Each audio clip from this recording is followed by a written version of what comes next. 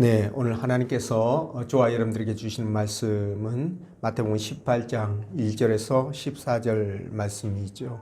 1절에서 4절 말씀으로 어린 아이와 같은 사람이 천국에 갈 수 있습니다. 이런 제목으로 말씀을 전할 때 주의 크신 은혜와 사랑이 이곳에 함께하기를 원합니다. 지난 일요일부터 시작된 연휴가 계속 이어지고 있는데요. 이렇게 쉬는 날이 많다라는 것은 근로자들에게는 참 좋은 일이죠. 반면에 또 고용주에게는 반갑지만은 않겠다 싶습니다. 네, 적당한 그 휴식은 일을 더 잘하고 또 열심히 하는 그런 계기가 되기도 하지만 과도한 휴식은 몸의 그 밸런스를 깨트리게 되고, 그리고 생산성에도 문제가 있고 또 나아가 건강에도 그렇게 썩 바람직하지는 않다, 이런 생각도 해봅니다. 또 쉬는 만큼 돈도 써야 되고요. 뭐든지 과한 것은 좀 부족함보다 못하다, 이런 말이 있듯이 적당한 것들이 다 좋은 것 같습니다. 자, 어쨌든 여러분들 그래도 일단 쉬니까 얼마나 좋아요, 그죠? 열심히들 쉬시고 건강 회복하셔가지고 열심히 감당하시기 바랍니다. 자, 오늘 하나님께서 본 말씀을 통하여 우리에게 주신 세 가지 은혜가 있는데요. 첫 번째가 어린아이는 부모를 전적으로 믿는다는 것이고, 그리고 두 번째는 어린아이들이 거짓말과 또 교만하지 않는다는 것, 그리고 세 번째, 어린아이는 편견이 없다는 이 말씀을 드리는데요. 자, 여러분, 어린이날 혹은 어린이 주일, 이것이 바로 오늘 이 본문 말씀을 근거로 해서 만들어진 겁니다. 19세기 미국 교회에서 시작된 어린이를 위한 행사가 미국 전역으로 확산되죠. 그런데 이게 한국으로 들어오는 선교사들에 의하여 도입이 되었고, 그리고 방정환을 비롯한 선각자들이 어린이에 대한 중요성을 인식하면서 점차 한국 교회도 이 어린이들에 대한 관심을 갖게 되죠. 아이들을 복음으로 세워야 한국의 미래가 있고 또 교회의 미래가 있다라고 생각해서 어린이주의를 제정하고 또 나아가 국가에서는 어린이날을 제정을 하게 됩니다. 자, 오늘이 어린이주일인데 그러나 가슴 아프게도 한국 교회의 아이들이 너무 가파르게 줄어들어서 교회마다 비상이 걸려 있는 상태입니다. 코로나 때 어린아이들 예배가 중단된 이후로 교회들이 예배를 회복하지 못한 곳이 참 많고요. 이것은 앞으로 우리 한국교회 미래에 어두운 그림자를 드리울 것 같다라는 생각을 합니다. 이걸 극복하려면 비상한 각오가 필요한데, 근데도 우리 한국교회가 유럽 교회들처럼 몸도 마음도 다 늙어버려 가지고 간단치가 않겠다, 이런 생각 듭니다. 그럼에도 내일 지구가 멸망해도 오늘 사과나무를 심는다는 그런 마음으로 노력을 포기하지 않고 경주해 나가야 될 것이다 라는 생각을 해봅니다. 그럴 때 한국교회의 비전을 가질 수 있지 않겠습니까? 그래서 오늘 말씀을 따라가면서 주님은 우리가 어린아이와 같아야 천국에 갈 수 있다라고 결단코라는 단어를 사용해서 말씀하셨는데, 어린아이와 같다라는 뜻이 무엇인지 성령께서 들려주시는 하나님의 음성을 듣도록 하겠습니다. 자, 첫째로 어린아이는 부모를 전적으로 믿어야 된다는 거죠. 믿는다는 겁니다. 우리 3절 말씀 읽어봅니다. 시작.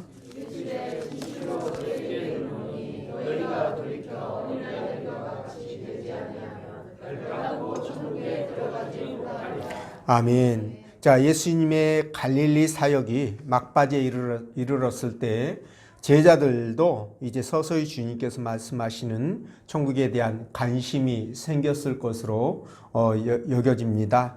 자, 주님이 공생애를 시작할 때 첫 일성이 뭐냐면 회개하라, 천국이 가까이 왔느니라 라는 말씀이죠.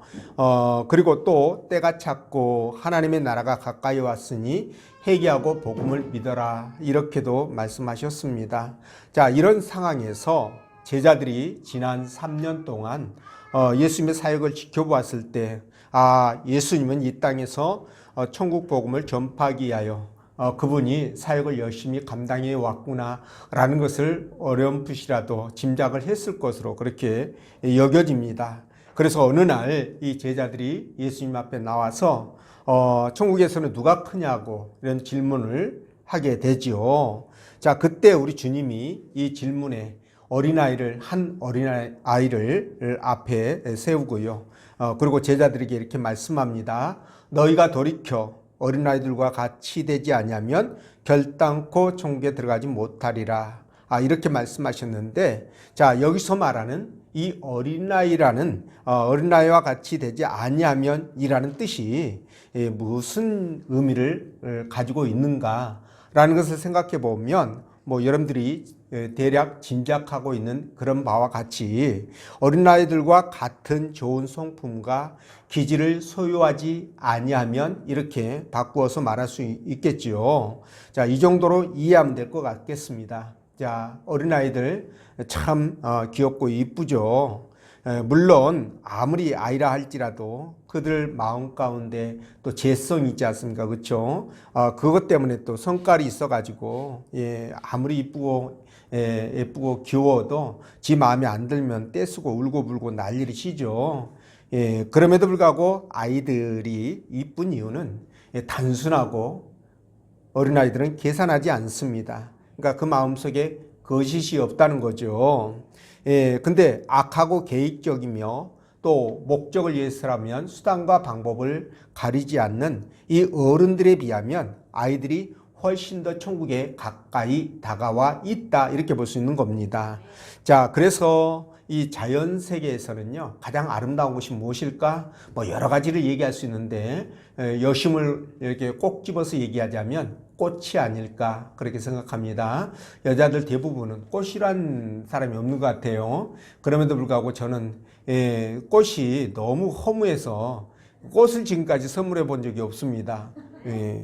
회개해야 될 부분인가 싶기도 한데, 어쨌든 말이죠. 꽃이라고 한다면 사람 중에서 가장 아름다운 것은요, 어린아이가 아닐까 이렇게 생각을 하는데, 그런데도 아이를 낳지 않으려고 하는 젊은이들이 많아지고 있다는 사실이 우리의 가슴을 아프게 합니다. 그래서 우리나라가 출산율 세계 꼴찌 아니겠습니까? 그렇죠? 물론 나름의 이유가 있을 겁니다. 돈이 많이 든다든가, 또는 인생을 즐기는데 방해가 된다든가, 또는 키울 때 힘들다든가, 아니면 나중에 이혼할 때 이 아이가 혹이 돼가지고 굉장히 부담이 돼서 그런다든가, 이런 이제 정신 빠진 사람도 간혹 가다가 있습니다. 이렇게 자기 중심적인 사람들이 가질 수 있는 이런 마인드 아니겠어요? 그죠? 물론 아이를 낳아서 키울 때 당연히 힘들죠. 그러나 우리 부모 세대도 다 그렇게 아이를 낳아서 키웠고, 우리 앞전 세대들, 오고 가는 모든 인류가 다 그렇게 해서 아이를 낳아서 인류를 이만큼 이렇게 번성시켜 놓은 것입니다. 그러니까 아이를 낳는 것은 당연한 일이라는 거죠. 그래서 아이를 또 낳으면 말이죠. 이 키울 때 힘들지만 커가는 과정을 보면서 말이죠. 얼마나 그 느끼는 기쁨이 큽니까? 그죠? 그러다 보니까 이제 그 엄마가 처음에 아이를 낳을 때 너무 아프고 힘들어서 나 절대 아이를 안 낳는다고 그렇게 얘기를 했다가도 그것도 새카맣게 잊어버리고 또 둘째 낳고 셋째 낳고 넷째 낳고 그러지 않습니까? 그러니까 그만큼 아이를 낳을 때 나와서 키우는 그 보람, 기쁨이 너무 크다는 거예요. 그리고 또 아이를 통해서 우리가 또 다른 꿈도 또 희망도 기대해 볼 수 있지 않겠습니까? 그리고 또한 중요한 것이 뭐냐면 바로 출산을 하는 것은, 아이를 낳고 양육하고 키우는 것은 바로 하나님의 뜻입니다. 하나님께서 저희 그 아담을 만들어 놓고 생육하고 번성하라, 땅에 충만하라 이렇게 말씀하셨잖아요. 그 말씀을 이루기 위해서라도, 그 말씀에 순종하기 위해서라도 우리가 아이를 많이 낳는 것은 좋은 일이고 하나님 말씀에 순종하는 것이다라고 말씀을 드리는 겁니다. 자, 그래서 아이가 없는 인생보다는 아이와 함께하는 인생이 훨씬 더 값지고 보람 있고 또 삶을 더 풍성하고 아름답게 만들어줄 수 있다라는 겁니다. 물론 키우는 과정에서 말씀드린 것처럼 많이 힘들어요. 교육비를 포함한 이 양육비가 솔찬하게 들어갑니다. 그리고 성장 단계마다 양육이 힘들어요. 그리고 고단합니다. 아이들이 어릴 때는 또 뭐 어린 대로 그리고 또 이렇게 커서 또 청소년이 되면 청소년이 된 대로 또 성인이 되고 결혼하면 또 결혼한 대로 결혼하고 나서 요즘은 또 뭐 애를 이렇게 또 맡기잖아요. 대체적으로. 그러니까 이런 것들까지 이렇게 생각하면 참 고단하기도 합니다. 그렇지만 만약 가정에 아이가 없다고 한다면 얼마나 삭막하겠습니까, 여러분? 웃을 일도 별로 없고, 그리고 부부간에 갈등이 생겨도 쉽게 극복하지 못하고 이것들이 이혼으로 연결되는 경우가 허다합니다. 그래서 우리가 아이는 분명 낳아야 되고, 낳되 한 가정에 2명 이상, 2명 낳아야 본전치기고요. 그래서 2명 이상은 낳아야 내가 이 땅에 태어난 그래도 최소한의 의무는 하나님 말씀을 순종하는데 최소한의 그 순종은 감당했구나라고 얘기할 수 있겠죠. 자, 다시 본론으로 들어와서 어른들은요, 이 각박한 세상을 살아남기 위해서 또 경쟁에서 이기기 위해서 온갖 권모술수를 다 동원하죠. 그러느라고 어린아이 때 가졌던 그 맑고 순수한 것들을 다 잃어버렸습니다. 그래서 오늘 주님도 바로 이 부분을 지적하신 거예요. 그래서 천국에 들어가려면 어린 나이 시절 가졌던 맑고 순수한 것들을 회복하라는 겁니다. 이해가 되시죠? 자, 그렇다면 이 맑고 순수한 것들이 무엇일까를 알아야 되잖아요. 그렇죠? 근데 그 첫 번째가 바로 뭐냐면 이 어린아이의 특징이 바로 부모를 전폭적으로 믿어버린다는 사실입니다. 절대로 부모를 의심하지 않고 강하게 믿어버린다는 거죠. 여러분, 혹 어린아이가 자기 부모를 의심해서 믿지 못해가지고 이렇게 뒷걸음질 치거나 그런 경우 봤습니까? 아마 여러분들, 저도 못 봤고 여러분들도 못 봤을 것입니다.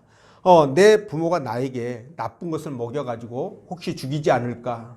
아니면 나를 데리고 어디 멀리 가가지고 거기다 띄워놓고 유기하고 그렇게 가버리지 않을까? 이런 것들 말이에요. 그리고 또 혹시 나를 키워가지고 어디 뭐 팔아먹으려고 키우는 거 아닐까? 여러분, 이런 생각을 아이가 할까요, 안 할까요? 절대로 안 합니다. 절대로 하지 않죠. 그렇죠?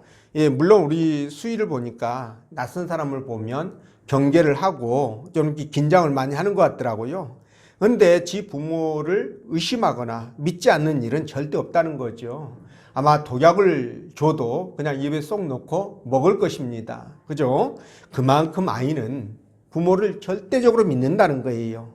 이와 마찬가지로 저와 여러분들도 믿음의 자녀들 아닙니까? 그러니까 우리의 부모는 누굽니까? 하나님이시죠. 그래서 하나님께서 저와 여러분들에게 말씀하신 것을 100% 어린아이처럼 믿으시라는 거예요. 이 부분을 지금 주님이 말씀하시는 겁니다. 그러니까 조금 더 의심하지 말고 믿으라는 거예요. 이걸 지금 아이를 지금 모델로 세워놓고 지금 시청과 교육을 통해서 우리에게 지금 하시고 싶어 하시는 그 내용이라는 거죠. 자, 여러분들이 만약 하나님을 나의 아버지로 믿고 있다고 한다면 또 예수 그리스도께서 나에게 영생을 주시고 또 이 땅에서 어떤 일이 난다 하더라도 나를 끝까지 견인하셔서 천국으로 인도해 가실 것이라는 사실을 여러분들이 믿는다고 한다면, 그렇다면 여러분들이 인생 가운데 살아가는 과정에서 아무리 험난한 태풍이 몰아친다고 할지라도, 고난이 온다 할지라도 아이처럼 절대 흔들리지 않는 믿음을 가질 수 있어야 된다는 거예요. 가져야 된다는 겁니다. 이 부분이 여러분 하나님과의 우리 관계를 만들어가는 핵심 키워드라고 보시면 됩니다. 그래서 이번 어린이 주일을 통해서 어린아이들처럼 하나님을 절대적으로 믿고 그 하나님의 말씀 앞에 우리가 100% 순종할 수 있는 그런 사람들이 되어야 된다. 하나님은 그것을 지금 원하시고 계신다라는 것입니다. 여러분 그렇게 하실 수 있잖아요. 그렇죠? 그래서 어린이 주일을 통해서 어린아이처럼 하나님을 절대적으로 믿고 하나님 말씀 앞에 순종하는 그 법을 배우고 익혀서 어린아이와 같은 그 믿음으로 살아가시라 부탁을 드립니다. 말씀드린 것처럼 어린아이는 절대로 부모를 의심하지 않습니다. 혹시라도 그것이 내 기대에 벗어난다고 할지라도 절대 의심하지 않습니다. 어린아이는 어떤 상황이 벌어져도요, 그걸 의심해 가지고 밤에 잠을 자지 못하고 끙끙대거나 그러지 않는다는 거예요. 왜 그렇습니까? 문제가 생긴다 할지라도, 설사 생긴다 할지라도 그 모든 문제를 부모가 다 알아서 해결해 주신다는 것을 체험적으로 알고 있기 때문에 그런 겁니다. 그래서 두려움이 없어요. 의심이 없습니다. 그래서 해맑을 수가 있는 거예요. 이해가 되시죠? 자, 그래서 저와 여러분들도 하나님을 나의 아버지라고 생각한다면 어린아이처럼 절대적으로 믿는 그 믿음이 필요하다. 그 믿음을 가지고 살아가시기를 부탁을 드립니다. 그래서 시편 23편 보면 유명한 말씀이지 않습니까? 그렇죠? 그 말씀을 보면 이렇게 되어 있습니다. 여호와는 나의 목자시니 내게 부족함이 없으리로다. 그가 나를 푸른 초장에 누이시며 쉴만한 물가로 인도하시는도다. 예, 내 영혼을 소생시키시고 자기 이름을 위하여 의의 길로 인도하시는도다. 내가 사망의 음침한 골짜기로 다닐지라도 해를 두려워하지 않을 것은 주께서 나와 함께 하심이라. 주의 막대기와 지팡이와 막대기가 나를 안위하시나이다. 이렇게 말씀하시거든요.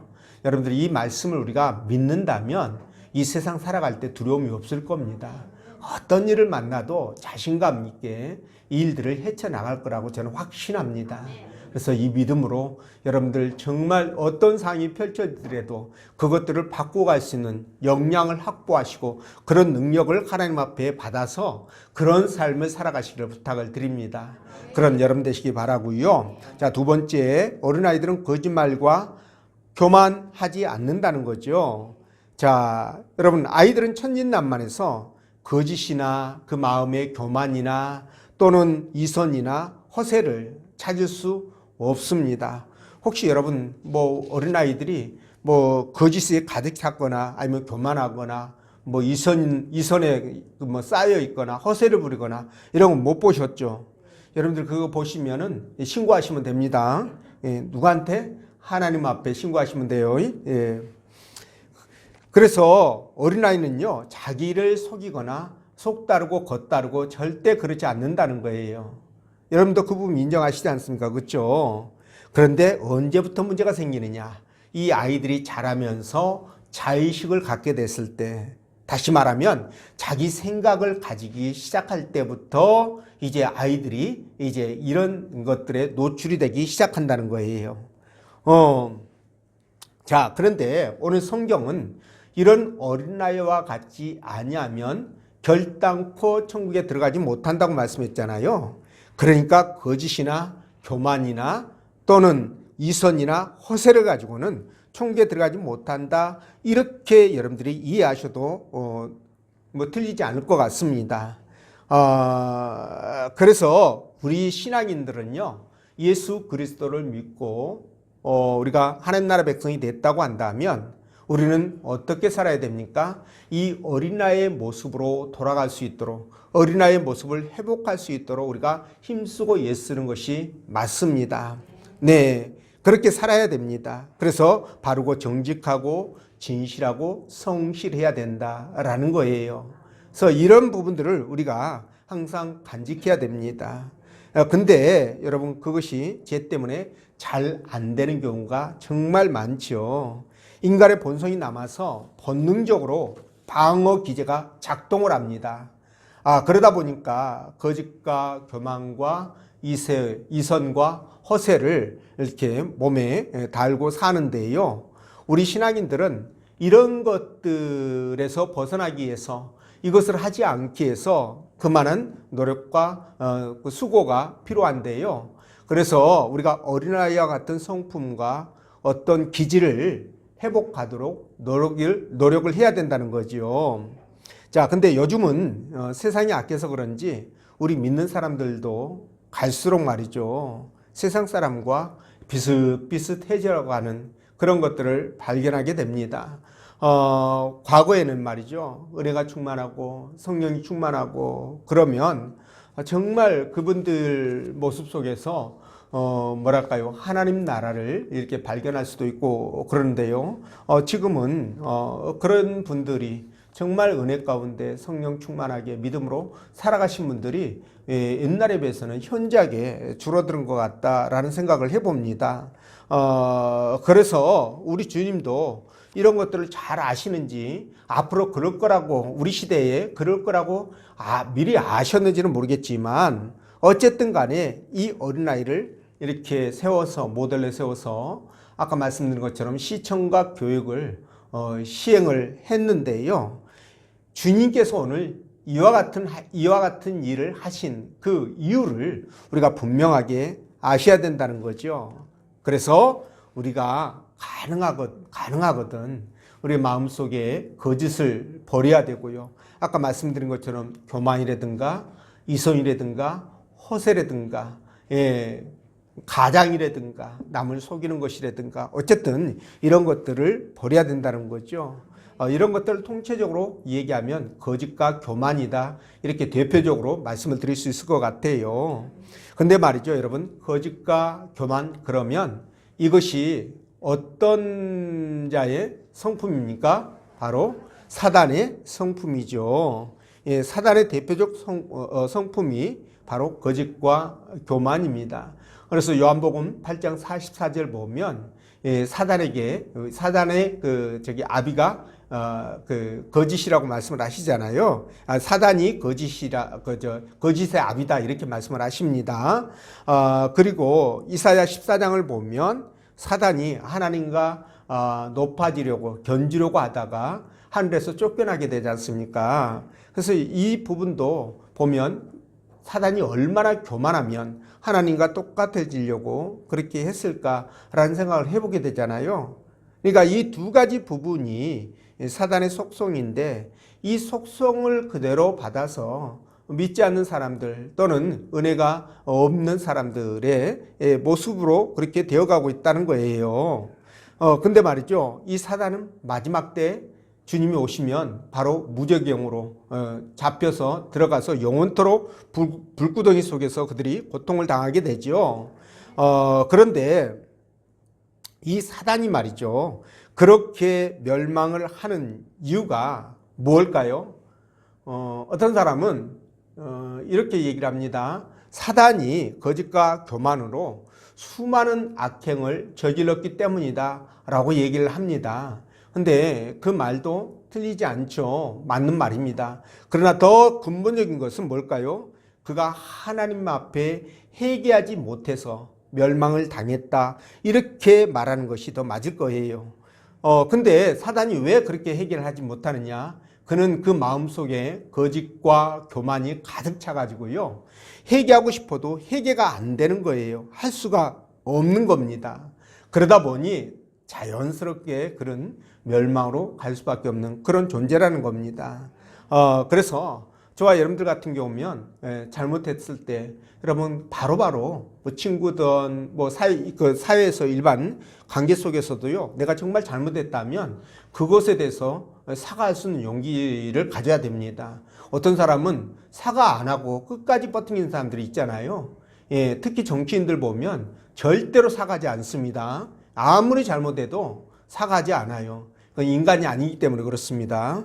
그래서 그 사람들은 지옥 가니까 냅두고, 예수 믿는 저와 여러분들이라도 잘못하면 사과해야 돼요. 그리고 또 사과하면 용서하셔야 되고요. 그것이 신앙인들의 모습입니다. 근데 그게 안 된다라고 한다면 바로 내가 교만하기 때문에 그렇다라고 생각하시면 됩니다. 교만하면 절대 회개 못한다고 그랬잖아요. 아까 사단이 교만하면 절대 사과하지 못합니다. 이것도 똑같습니다.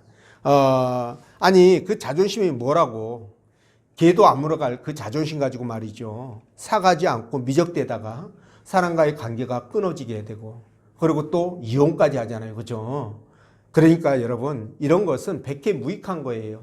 교만, 자존심 앞세우는 거 별로 바람직하지 않습니다. 그래서 여러분들이 이런 거 버리고요, 어린아이로 돌아가야 됩니다. 어린아이는 거짓이 없어요. 교만하지 않습니다. 자의식이 생기기 전까지는 그렇다는 거예요. 자, 이 부분을 강조하신 주님의 뜻을 받들어서 우리 또한 어린아이처럼 거짓이 없는, 교만하지 않는 그런 삶을 살아가야 할 것입니다. 자, 이 거짓과 교만은 우리 신앙인들에게는 독약과 같은 거예요. 예, 그래서 정말 조심해야 됩니다. 그래서 요한 1장 8절에서 10절에서도 이렇게 말씀합니다. 만일 우리가 죄가 없다고 말하면 스스로 속이고 또 진리가 우리 속에 있지 아니할 것이요. 다 죄가 있다는 뜻이죠. 만일 우리가 우리 죄를 자백하면 그는 미쁘시고 의로우사 우리 죄를 사하시며 우리를 모든 불의에서 깨끗하게 하실 것이요. 그러니까 사단이 해결을 하면 용서해 줄 것 같잖아요. 그렇죠? 이 말씀들 보면. 예, 근데 해결 자체가 안 되니까 용서 자체가 안 되는 거죠. 자, 만일 우리가 범죄하지 아니했다 하면 하나님을 거짓말하는 이로 만들 것이니 또한 그의 말씀이 우리 속에 있지 아니하리라. 예, 이렇게 말씀합니다. 그렇기 때문에 저와 여러분들은 어린아이의 모습으로 돌아가서 어린아이의 모습을 회복해서 항상 이 땅을 살아갈 때 거짓이 없고 그리고 교만하지 않는 바르고 진실한 삶, 그런 삶을 살아가시기를 부탁을 드립니다. 그리고 세 번째, 어린아이는 편견이 없다라는 것인데요. 여러분, 어린아이가 편견이 없습니다. 예, 어린아이는 편견이 없습니다. 편견이 뭡니까? 내가 예측해서, 그죠? 미리 그 사람의 어떤 상황들을 이렇게 몇 가지를 본 다음 어떤 저 사람은 정말 좋은 사람이다 또는 반대로 저 사람은 정말 나쁜 사람이다 라는 어떤 선입감을 가진 거예요. 이게 이제 편견 아니겠습니까? 그렇죠? 근데 이런 편견이 없기 때문에 아이들은요 누구든지 친구가 될 수 있습니다. 네, 부자, 그 아이가 가난한지 부자인지, 그 아이가 착한지 착하지 않는지 이런 거 따지지 않아요. 그죠? 고향이 어딘지도 안 따지고, 예, 그리고 많이 배웠는지 덜 배웠는지 이것도 안 따집니다. 미련하고 똑똑한지 이것도 안 따져요. 어린아이들은 그렇습니다. 그리고 무조건 뭡니까? 그냥 장벽이 없습니다. 마음에 장벽이 없이 아이들은 그렇게 지내는 거죠. 미움도 없고 원수도 없고 장난감 가지고 놀다가 다투기는 하지만 금방 또 아이들이 또 친해져 버리잖아요. 예, 뒤끝이 없습니다. 편가름을 안 한다는 거예요. 그만큼 뭡니까? 아이들은 편견이 없다라는 뜻입니다. 그렇죠? 근데 어른들은 어떻습니까? 얼마나 편견이 심합니까? 그렇죠? 그래서 한번 뒤틀어지면 죽기까지 해결책이 없습니다. 예. 완전히 이해타산적이고요. 내 이익에 도움이 안 되면 움직이질 않아요. 예. 그리고 도움이 되면 별 수단과 방법을 동원해서라도 자기 뜻을 이룹니다. 여러분 보십시오. 사람들이 모이는 곳이라면 이 편견이 항상 존재합니다. 따릅니다. 그죠? 그래서 이 편견 때문에 편을 가르고 네 편, 내 편. 그죠? 예, 그리고 사람을 분리합니다. 회사에서도 마찬가지고요.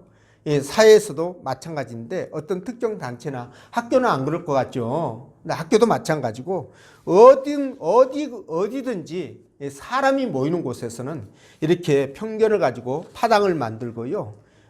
그리고 아주 문제를 만듭니다. 근데 이 편견은 단지 이런 일반 개인들이나 그런 줄 아는데 아니라는 거예요. 심지어 국가의 운명까지도 이 편견이 결정하는 경우가 너무너무 많습니다.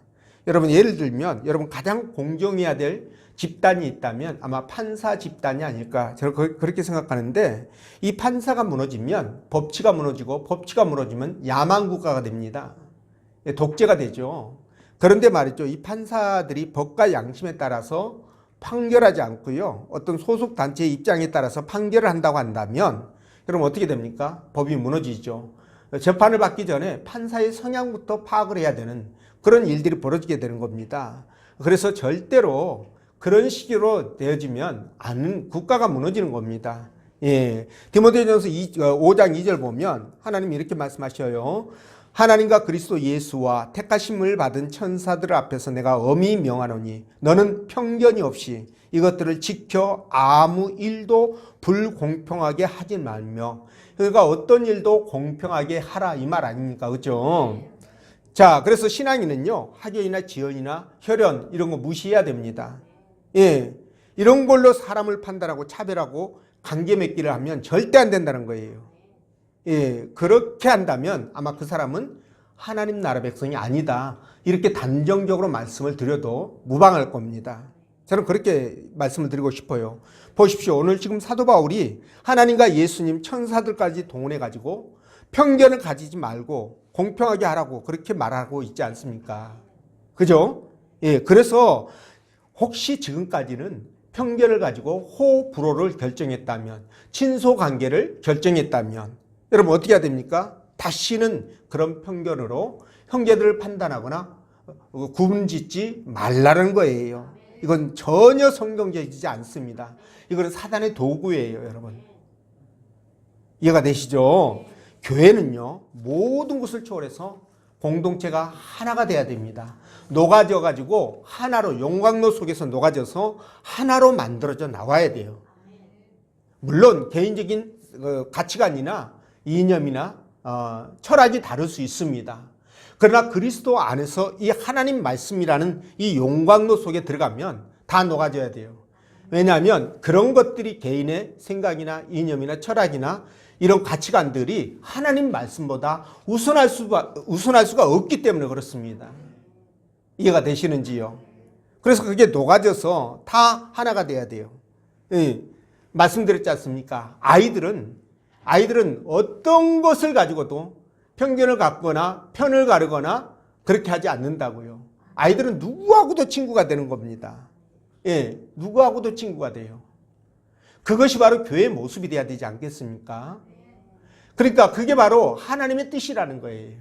오늘 예수님께서 어린아이를 그 모델로 세워가지고 그렇게 말씀하고, 어린아이와 같지 않으면 앞에다가 뭘 집어넣습니까? 결단코.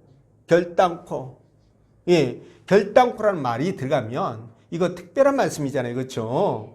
그러니까 천국에 들어가지 못한다라고 말씀하신 이유, 그것을 우리가 고민하면서 좀 심사숙고할 필요가 있다는 말씀을 드려요.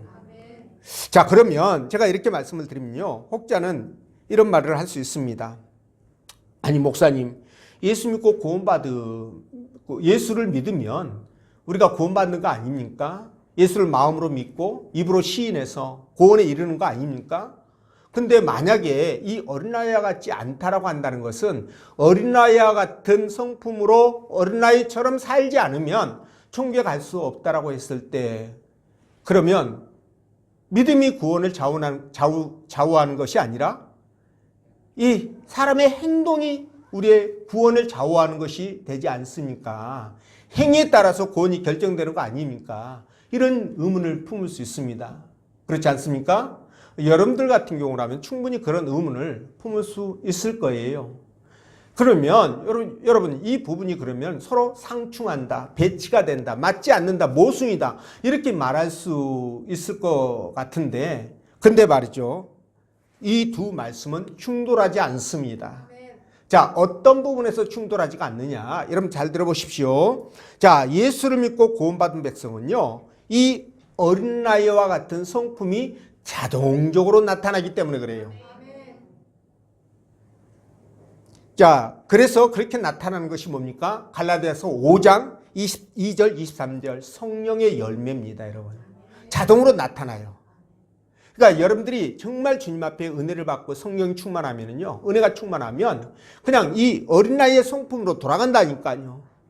그래서 어린아이 같은 생각들을 하게 되고, 아니 물론 그래서 아무 생각 없이 살아가는 그런 의미는 아니에요. 예, 여러분들이 지혜롭게 받아들이시면 될 것 같습니다. 그래서 사람을 대하거나 이렇게 살아가는 모습들이 거짓을 막 행하고 남 뒤통수 치고 겉모습으로 어떻게든지 막 지지 밟고 내가 올라서고 이런 짓거리를 하지 않는다는 겁니다. 그렇게 할 수가 없어요. 왜냐하면 하나님이 그걸 원치 않기 때문에, 은혜가 충만하고 성령 충만한 사람이 하나님이 원하지 않는 것을 어떻게 할 수 있겠습니까? 말이 안 되는 거예요. 왜 그렇습니까? 우리 마음에 성령이 내주하시잖아요.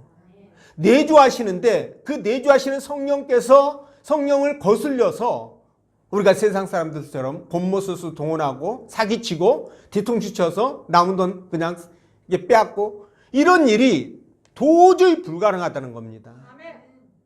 이거 안 되는 거예요. 만약에 그게 된다? 그러면 그 사람은요, 뭐라고 얘기해야 됩니까? 구원 못 받았다? 단도직입적으로 얘기하면 또 상처받을 수 있어요. 가능성이 있다, 높다, 그죠? 이렇게 말씀을 드릴 수 있을 것 같아요. 물론 어린아이처럼 그렇다고 할지라도 순도 100% 정말 우리 수희 정도 되는 애들처럼 그렇게 거짓이 없고 교만하지 않고 곤못 쓸 수가 없고 그럴 수는 없어요, 솔직히. 왜냐하면 제 오염되어 있는 부분들이 있기 때문에 그렇습니다. 그럼에도 불구하고 우리는 어떤 마음을 가지면 되느냐? 바로 뭡니까? 세리처럼 가슴을 치면서 하나님 앞에, 감히 하늘도 쳐다보지 못하면서 가슴을 치면서 통곡을 하는, 가슴 아파하는, 여러분 그 모습이면 되는 거예요. 그 자세면 되는 겁니다, 여러분. 이해가 되시죠? 예.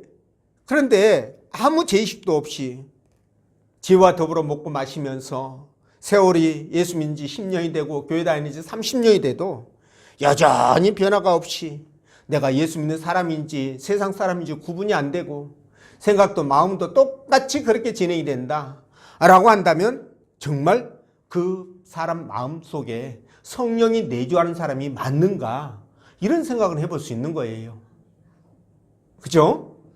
예, 이런 차원에서 본다면 오늘 주님이 어린아이의 기준을 제시하면서 천국에 들어가는 조건을 말씀하시는 것이 틀린 것이 아니라는 거예요. 이해가 되시죠? 그래서 저와 여러분들이 어린이 주일을 맞이했지 않습니까? 그렇죠? 하면서 오늘이 5월 4일이죠. 내일이 어린이날이네, 그죠? 네. 어린이 주일을 맞이했는데 여러분, 어린이 주일을 맞이해가지고 주님이 왜 아이들을 제자들 앞에다 세워놓고 가운데 세워놓고 그런 말씀을 하셨는지 이 의미를 우리가 생각을 해볼 필요가 있습니다. 그래서 저와 여러분들이 그렇게 어린아이로 돌아가고 싶어도 돌아갈 수가 없어요. 아까 말씀드린 것처럼 원체 찌들어가지고. 그러면 방법은 딱 하나죠. 그죠?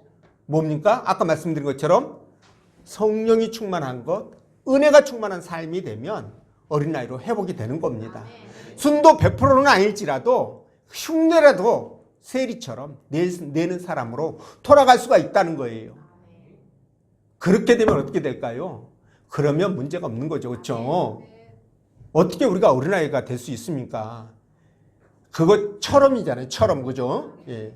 그래서 저와 여러분들이 그런 마음으로 살아가시면은요, 우리는 주님이 말씀하시는 그 기준에 합당한 조건이 된다, 이렇게 얘기할 수 있습니다.